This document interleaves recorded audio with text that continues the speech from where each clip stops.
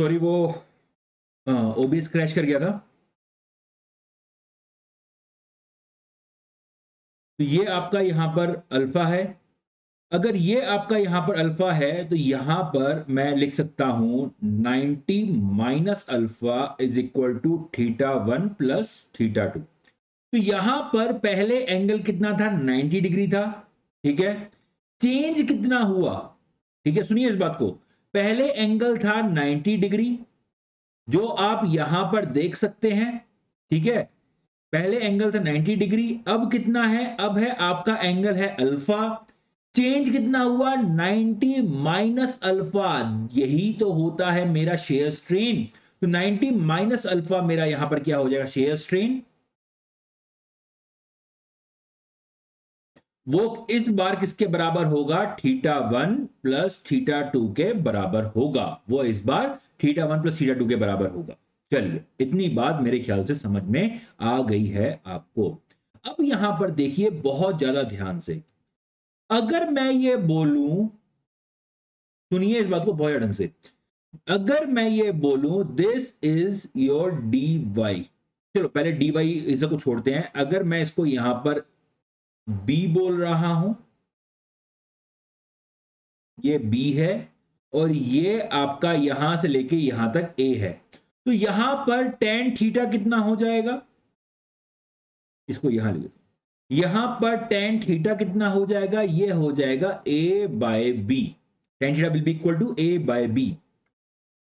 जब थीटा बहुत ज्यादा छोटा होता है, when theta is very small, तो उस केस में आपका tan theta will be equal to theta. तो मैं थीटा को यहां पे लिख सकता हूं ए बाय बी। क्लियर होगी बात। चलिए अब सुनिए इसको बहुत ढंग से। अब मैं इसको यहां पे कर रहा हूं, let's say, let's say this is D Y, Y direction में है, बहुत छोटा है, हमने ये मैं ज्यादा बनाकर दिखाया है। ठीक है, लेकिन जब आप एक्चुअल स्टील वगैरह पे आएंगे तो एंगल बहुत ज्यादा छोटा होता है, ये बात ध्यान रखना। तो यहां पे डी वाई मतलब बहुत छोटा एलिमेंट में ले रहा हूं, ये क्या हो जाएगा आपका डी एक्स। इसको मैं यहां पर बोल रहा हूं, इसको मैं यहां पे बोल रहा हूं आपका डी वी, और ये कितना हो जाएगा डी यू। क्लियर है। तो थीटा वन यहां पर कितना निकल के आ जाएगा, theta one will be equal to D V upon, sorry ये तो आपका यू, इसको बोलता हूं एक मिनट, एक्स डायरेक्शन में u होता है, y डायरेक्शन में v होता है। तो ये मेरे पास यहां पर u हो जाएगा x डायरेक्शन में, और ये आपके पास v हो जाएगा। तो dv, तो थीटा वन की बात कर रहा हूं, D U upon D Y. Theta two कितना हो जाएगा, ये हो जाएगा D V by D X. तो theta one plus theta two कितना हो जाएगा, ये निकल के आ जाएगा D V by D X plus D U by D Y. तो ये मेरे पास शेयर स्ट्रेन निकल कर आ जाता है। ठीक है, आई होप ये बात आपको क्लियर होगी। यही चीज यहां पे लिखी हुई है। इन्होंने डेल यू नहीं, इन्होंने यहां पे नोमेनक्लेचर कुछ और ले लिया होगा, मैंने जो नोमेनक्लेचर लिया है उसके हिसाब से क्या निकल के आया है, del V by del X and del U upon del Y. Clear होगी बात, आई होप ये बात क्लियर होगी, इसमें कोई भी दिक्कत नहीं होगी। वो नोमेनक्लेचर के ऊपर है, सेम ही चीज है, बस उन्होंने नोमेनक्लेचर क्या ले रखा है उसके ऊपर है। जो मैंने बताया है मुझ पर विश्वास रखिए, बिल्कुल सही बता रहा हूं, गलत नहीं बता। उसी तरीके से अगर मैं नॉर्मल स्ट्रेन के बारे में बात करूं तो ये मेरा यहां पर क्या है, ये एक एलिमेंट है, इस पे मैंने फोर्स लगाया।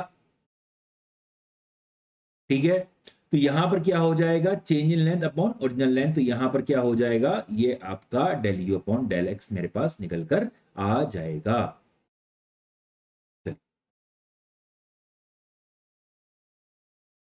Next,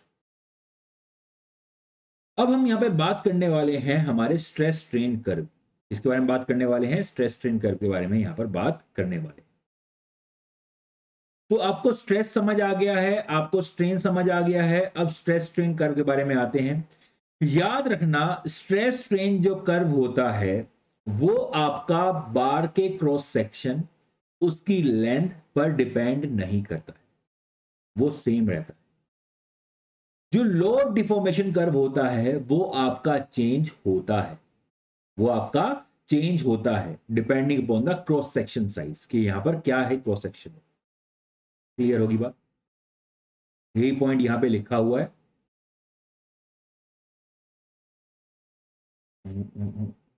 the load deformation curve will be different for different bars. अगर उनकी लेंथ, उनका यहाँ पे आपकी area of cross section change है तो उसका यहाँ पे क्या होगा, आपका लोड डिफॉर्मेशन कर्व अलग अलग आएगा। लेकिन स्ट्रेस स्ट्रेन कर्व को हम बोलते हैं कैरेक्टरिस्टिक प्रॉपर्टी। ये क्या है? कैरेक्टरिस्टिक प्रॉपर्टी है। तो यहां पर ये आपका सेम रहेगा, ये आपके मटेरियल के उसके साइज पे डिपेंड नहीं करेगा, ये मटेरियल की प्रॉपर्टी है। आई होप ये बात क्लियर होगी। अब यहां पे अब मैं स्ट्रेस स्ट्रेन कर्व बना रहा हूं तो उसमें मैंने क्या किया, मैंने यहां पे स्ट्रेन को एक्स एक्सिस पे लगा दिया है, स्ट्रेस को मैंने क्या किया है, मैंने वाई एक्सिस पे दिखा दिया है। क्या मैं उल्टा कर सकता हूं? क्या मैं एक्स एक्सिस पे स्ट्रेस को दिखा सकता हूं और वाई एक्सिस को स्ट्रेन पे दिखा सकता हूं? नहीं दिखा सकता। क्यों? क्योंकि हम एक जनरल नोमेनक्लेचर लेके चलते हैं कि जो यहां पे इंडिपेंडेंट क्वांटिटी होती है, जो इंडिपेंडेंट क्वांटिटी होती है उसको हम यहां पे लेके चलते हैं एक्स एक्सिस पे, और जो डिपेंडेंट क्वांटिटी होती है उसको हम लेके चलते हैं हमारी वाई एक्सिस पे। सर स्ट्रेन आप कैसे कह सकते हैं कि स्ट्रेन आपकी इंडिपेंडेंट है, स्ट्रेस आपका डिपेंडेंट है? मैं बता रहा हूं, जो यहां पे स्ट्रेसेस डेवलप हो रहे हैं वो हो रहे हैं स्ट्रेन की वजह से। आप डिफॉर्मेशन दे रहे हैं, उन डिफॉर्मेशंस को रेसिस्ट करने के लिए स्ट्रेस डेवलप हो रहा है। अगर आप डिफॉर्मेशन नहीं देंगे तो स्ट्रेसेस डेवलप नहीं होंगे। फॉर एग्जांपल, यहां पर मेरे पास एक बार है, जब तक इस बार की आप लेंथ में चेंज नहीं लाएंगे, जब तक इसकी लेंथ में चेंज नहीं लाएंगे, क्या इसके अंदर स्ट्रेसेस डेवलप होंगे? नहीं होंगे। क्यों होंगे भाई? तो स्ट्रेन इंडिपेंडेंट है, स्ट्रेन आने की वजह से स्ट्रेसेस डेवलप हो रहे हैं। आई होप ये बात क्लियर होगी आपको, इसमें कोई भी दिक्कत नहीं हो। क्लियर है? चलिए आगे बढ़ते हैं। नेक्स्ट एक और चीज देखिए, यहां पर एक पॉइंट आपको मैं बता रहा हूं, इसको लिख लीजिएगा कि नॉर्मल स्ट्रेन की वजह से आपका यहां पर क्या होता है, यहां पर आपकी लेंथ चेंज होती है, आपकी वॉल्यूम चेंज होती है। लेकिन जब मैं शेयर स्ट्रेन के बारे में बात कर रहा हूं, उसकी वजह से सिर्फ और सिर्फ ज्योमेट्री चेंज होती है, वॉल्यूम में चेंज नहीं आता। लिख लीजिए इस बात को, नॉर्मल स्ट्रेन की वजह से लेंथ चेंज होती है, ठीक है, शेप चेंज होती है, पहले इतनी थी अब इतनी हो गई है। अब उसमें क्या हुआ है, वॉल्यूम में चेंज आया है। लेकिन शेयर स्ट्रेन की वजह से, लिख देता हूं,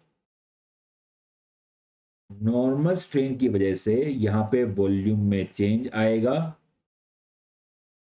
फिर अरे यार, फिर क्रैश हो गया।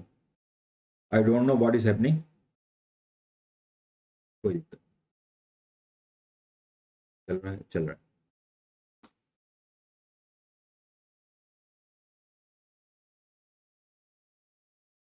ये लेक्चर बनाने नहीं देगा यार ये। कोई नहीं, मैं यहाँ पे ही इसको रोक दूंगा, ठीक है, फिर नेक्स्ट लेक्चर में इसको कवर करते हैं, देखता हूँ उसमें क्या दिक्कत आ रही है। नॉर्मल स्ट्रेन की वजह से वॉल्यूम में चेंज आता है, एंड यहां पर आपका शेयर स्ट्रेन की वजह से आप में क्या होता है, ज्योमेट्री में चेंज आता है। ज्योमेट्री में चेंज आता है, वॉल्यूम में चेंज नहीं आता है। वॉल्यूम में चेंज नहीं आता है शेयर स्ट्रेन की वजह से।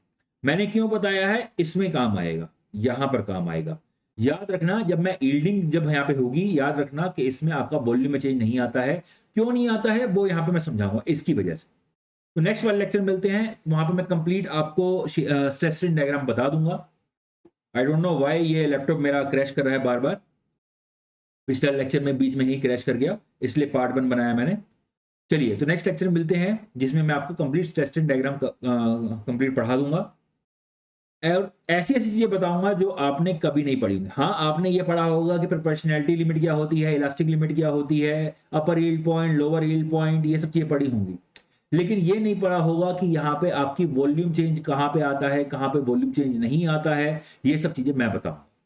क्लियर है? तो नेक्स्ट लेक्चर में मिलते हैं, तब तक के लिए नमस्कार, एंड कोच माय ड्रीम 2.0 को फॉलो कर लीजिए।